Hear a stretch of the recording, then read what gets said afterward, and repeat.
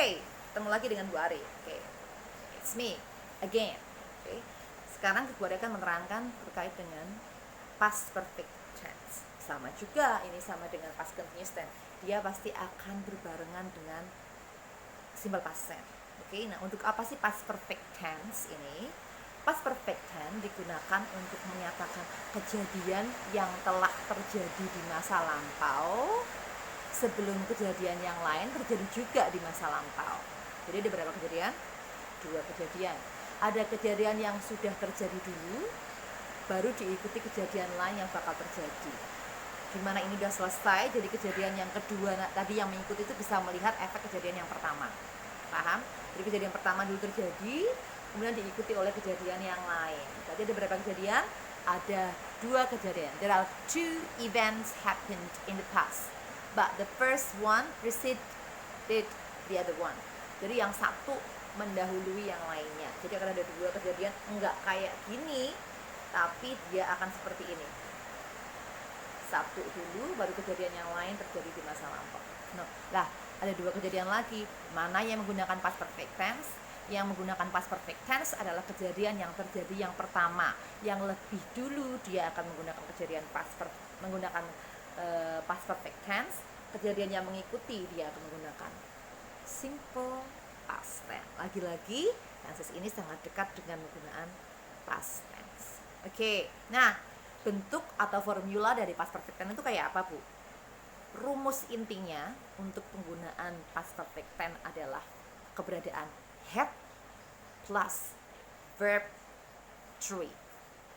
Had plus verb 3. Jadi nanti akan ada subject had plus verb 3. Oke.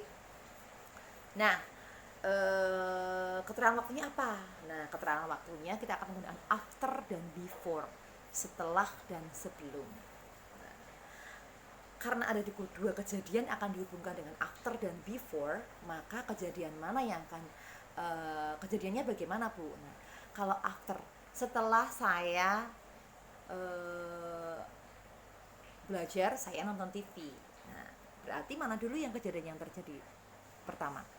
Belajar tentunya. Habis itu nonton TV. Nah, kejadian sebelum saya belajar, saya nonton TV. Ada 2 kejadian dihubungkan dengan after dan before, bisa dipelajari. Setelah saya belajar, saya nonton TV. Sebelum saya belajar, saya nonton TV. Begitu. Sorry. Sebelum saya nonton TV, saya belajar, seperti itu. Nah, mana berarti? Kalau after akan diikuti oleh kejadian yang duluan atau yang terakhir?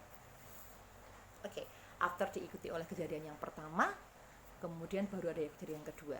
Kalau before diikuti kejadian yang kedua, baru kejadian yang pertama. Seperti itu. Nah, mana yang menggunakan past perfect tense? Mana yang menggunakan past tense?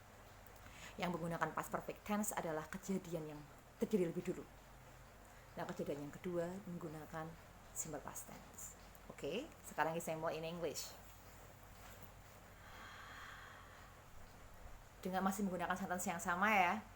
After I had studied, I watched television. Kalau mau ada kata penghubungnya di tengah, maka beda kata penghubungnya. Pakainya apa coba? Oke, that's good. Pakainya before. I had studied before I watched television. Like that. Okay. I had studied before I watched television. Lagi yang lain. Okay, another example is what is it? After I had prepared the dinner,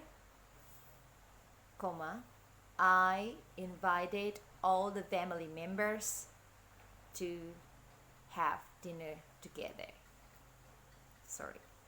One more time.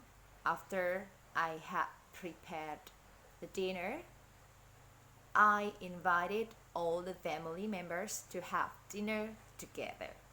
Itu prinsipnya. Oke. Untuk kalimat negatifnya bagaimana Bu? Tinggal nambahi had, tambahin not aja. Atau headnya dipindah ke awal kalimat untuk membuat kalimat tanya, like that. Okay, that's all about past perfect tense. I hope you understand about this. Maaf tadi kalau depannya ada yang salah-salah keterangannya, sudah diralat sama Bu Ari. Thank you very much. Ini adalah video pertolongan pertama untuk kalian supaya bisa memahami past perfect tense dan past continuous tense di video sebelumnya. Thank you very much.